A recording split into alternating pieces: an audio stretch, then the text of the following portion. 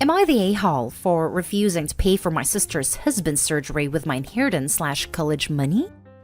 Context. My sister, female 27 and I, 18 female, lost our dad a year ago. He was my only parent as mom was never in mine or my sister's life.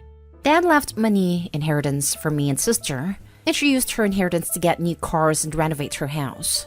I live with my aunt right now because my brother-in-law didn't let me stay with my sister, and I'm planning on using my inheritance money to pay for college tuition. I've always wanted to be doctor but haven't decided which branch yet. My sister and I haven't been close. It started after she got married to her chronically ill husband, who was allowed to make backhanded comments about Dad and mock his illness, and make a scene at his funeral, only because he's ill and shouldn't be held accountable for his behavior. I've distanced myself, but my sister kept visiting a lot lately, venting about my brother-in-law's condition. He's been in and out the hospital for heart problems and in need of a surgery. She brought up my inheritance money several times, but I ended up cutting the conversation. She then straight up asked if I could help pay for her husband's surgery, and that she'd pay it back in less than a year. I felt uneasy because if I give her money for my inheritance, which is a large amount, then there's no guarantee she'll pay me back before it's time to apply for college. I'm taking a year gap, but I know my sister can't pay back that much and I felt I was risking my future.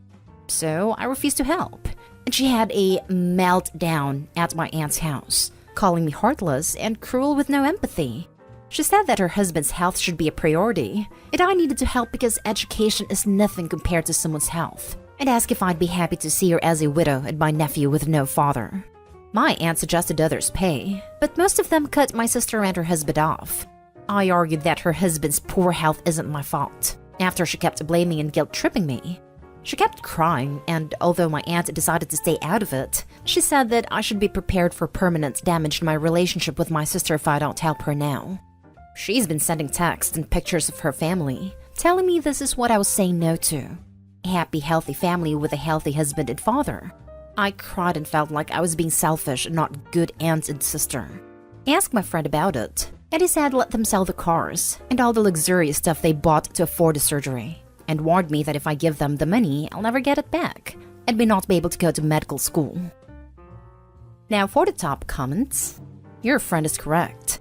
You'll never get the money back because sister isn't willing to give up her luxurious lifestyle. She chose how to spend her inheritance, didn't save for a rainy day, and isn't entitled to yours because of her poor financial planning. Not an a-hole. I'm not sure whether they still have anything of value, because I remember my aunt talking about my sister selling her car in May.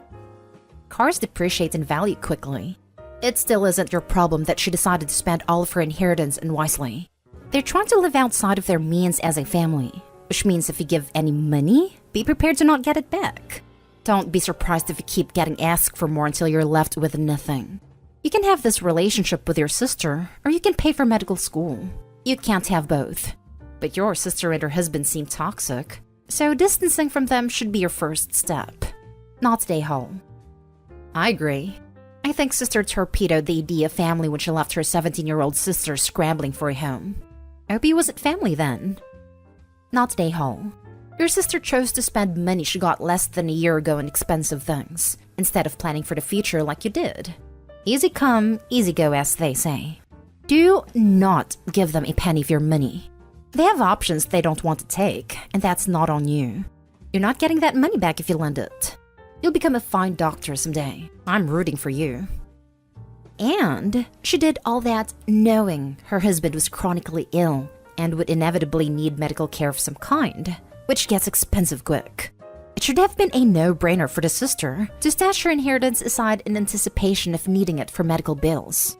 Instead, she spent it selfishly, like assuming she could bully Opie into coughing up her share when sister finally needed it. Not an a-hole. Your sister is manipulating you. She received the same money you did. If her husband is chronically ill, then she should have saved that money for his care, instead of spending it in luxury items. She probably always planned to spend her money on yours. Will refusing to give her the money damage your relationship with her? Probably. But do you really want to give up your future to preserve the relationship you have with her now? Because it sounds like a terrible one. And don't think that giving her this money will improve the relationship at all. Next story is titled, Am I the a-hole for not wanting to help financially support my sister-in-law's family while she tries to make their circumstances better?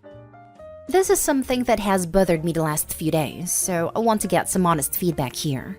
My husband and I come from very different backgrounds. He came from a pretty wealthy family and never really needed to worry about school/work because he and his sister were cuddled by their parents and spoiled. But he always had this ambition to be a vet, and thankfully he was willing to work towards it. While I came from a dirt poor family. My parents were both addicts too. And I have dyslexia and was unsupported at home or in school because my parents never took the steps to get me help, but I was able to muddle through. I ended up with a GED and I went to community college. Eventually found my talent with numbers and was able to get a solid job once I realized I did have the ability. It was hard, but we worked hard though. And I don't say this to brag, but because it was so hard for me, I have less sympathy for my sister-in-law than my husband does, because she made choices that led her here. But anyway, she's married, was living off her husband's job, but now they have 5 kids under 7 and they're struggling. My husband gave her money before, should say borrowed, but it was never paid back, and that was fine. But now she asked him if we would agree to lend some financial assistance while she gets an education to broaden her job horizons. She said it would take 2 years. We could document every cent and she would pay it all back. She said she knows she needs to do better for her family, and that her husband can't shoulder it all anymore. My husband asked me what I thought, and I was honest. I wasn't okay with supporting them for 2 years, because it means putting some of our wishes on hold for quite a bit. We wanted to buy a gaming PC for our family which we had saved for. We wanted to fix up our basement too so we can use it. Those 2 things would cost money that we would only have in our emergency fund if we start to give his sister money. And it's selfish, I know. But we work so hard for it. And I'm finally in a place where I can realistically do stuff like this and I don't want to give it up. My husband said he understood, and he told his sister no. She was pissed, and she blamed me despite him saying we didn't feel comfortable contributing for 2 years. She knows her brother, and knew he would do it in a heartbeat if it was just his decision, which she would. And she told me the kids are ultimately the ones who suffer and will grow up just like me, and she hopes I can live with that. My husband told her that was uncalled for. But she's kinda right. Without making these changes and working towards the better, nothing will change for them. And they're already struggling on one income and her not having any skills for a job. So tell me, Reddit, am I the a-hole? Edited to Ed. Should have also mentioned my husband's parents no longer had the wealth they once did. Hence them not helping. Not the a-hole. You worked to provide for your family, not someone else's family. What if after 2 years she still doesn't find a job or gets pregnant? She chose to have 5 kids. She needs to take responsibility for them. That was my thought too. Or if she quits part of the way too because it's too tough. A lot of possibilities have crossed my mind. Not day Hall. I don't wish to be disrespectful to your sister-in-law, but with 5 kids under 7? I think the likelihood of her quitting is unfortunately pretty high. This feels like you're being asked to fund her middle-class self-improvement fantasy, instead of her doing the actual thing that would help her family, which is to go and get a job. Not the a-hole. Student loans exist for the exact reason she's trying to use you as her bank. Of course, you actually have to pay those back, unlike her track record of paying you back. Don't take responsibility for a situation you had nothing to do with creating. Not the a-hole. Thankfully, your husband backed you and stood up for you. Since she plans to document every cent and pay you back, she can get an educational loan instead from you. Given her history, I doubt you would ever see a penny back if you loaned her money. With 5 kids, there would always be an excuse as to why she could not repay you. Next story. Am I the a-hole for not sharing my car with my stepbrother? My parents are divorced but cordial. My mother married my stepdad when I was 11. I have a stepbrother who is my age, and a half-brother who is 4. My dad recently bought me a new car for my birthday, and my brother also had bought a car which he bought with his money. It was second-hand but in good condition.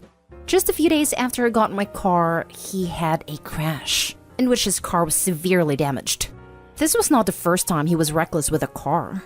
Earlier, he had almost crashed his father's car as well, with me in the backseat and his father in the front. It is one of the reasons my stepdad refused to buy him a car. A few days back when I returned from my friend's house who lived nearby, I saw my car gone from the driveway. I immediately ran into the house and started looking, asking my mom and stepdad about it. My stepdad looked bewildered, But my mom calmly got up from her seat and told me she had given my car to my stepbrother to go visit his friends who live quite some distance away. I started to panic and ask her why she would do that.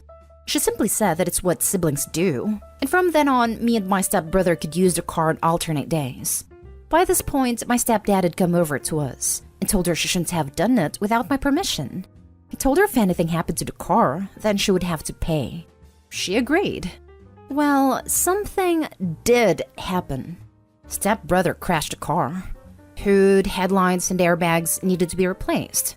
I informed my father about this, and after assessing the damage and him learning what led to this, he immediately said either stepbrother or mother has to pay for part of the repair cost which the insurance doesn't cover. My mother tried to negotiate, but he wouldn't budge. She asked stepdad and he wouldn't help either, so she had to give the money from her savings. Yesterday, after the car had come back from the mechanic, she came to me to ask for my car keys. I asked what was up, and she reminded me of the alternative day policy. I told her she was out of her mind to even think I would share the car with my stepbrother after all this. But she just said she had promised stepbrother his share of days, and that is also the reason she had a car repaired so both of us could use it. I took the car keys and locked the door for my room. She then called me ungrateful, and my stepbrother said I was depriving him of meeting his friends and he was suffering. But my stepdad later came and put a stop to it. The only reason I think I might be the a-hole is because I know my stepbrother wasn't lying about his mental health issues. He has had to see a therapist because of it. His friends have been really helpful in his struggle with his mental health, and my mother did say she would pay for the damages. So, I don't know. Should I just give my stepbrother another chance? Am I the a-hole? Also, I did offer to drive my brother to his friends, but he straight up refused, saying it would embarrass him. Now for the comments. Not the a-hole. Apparently, he's more concerned with his embarrassment than his mental health issues. Tell him to Uber. I agree. His mental health issues are, you guessed it, his issues. He shouldn't be driving, much less Opie's car. Opie was also nice enough to offer to drive stepbrother to his friend's house who lived far away. Not the a-hole. I work in insurance. Holy hell. How are they affording coverage for this kid? It is probably about $4,000 for 6 months at this rate. And why does mom think Opie's ungrateful? She didn't get her the car. Her dad did. Why should Opie be grateful to mom for giving her car to her brother who promptly crashed it? Not the a-hole. This kid is constantly crashing cars, and his own mother thinks it's a smart and reasonable idea to let him keep getting behind the wheel. Get bent. He can take public transit or get a ride from someone. Not even his mom. It's the stepbrother or stepmother who's bending over backwards. It makes literally zero sense. Not the a-hole. She can let him use her car if it's so important for him to drive. Exactly. If she thinks it's that important, she can cart him around. If you think riding with your brother is embarrassing, imagine being chauffeured by mom. Not the a-hole. Now for the last story. Am I the a-hole for refusing to do my stepdaughter's dishes and laundry? My husband and I share 3 kids. His daughter 12 and son 11 from his first marriage, who we have full custody of and have lived with full-time since they were toddlers, and our daughter 7. Lately our oldest, who we'll call Amy, has been acting out towards me. She's constantly saying that I'm lazy and do nothing around the house, and undermining me in front of her siblings. Whenever I ask her to do anything, she'll grumble and call me things like lazy idiot under her breath. The other day, when I asked the kids to clean up the mess they left on the table, I heard her tell her brother that I wasn't their real mom, and that they didn't have to listen to me. I have no idea where this came from, as I have always thought of myself as their mom, and have done everything but legally adopt them as my own. I don't have the kids to do a lot of chores, but I just ask they keep their rooms clean. My husband usually makes dinner as he is a much better cook than I am, and I do the dishes. I vacuum and mop the floors once a week, clean the cat litter boxes, and do everyone's laundry. Last night, when I asked Amy to clean up some paint supplies she left scattered on the floor, she called me a lazy jerk who expects her to do everything.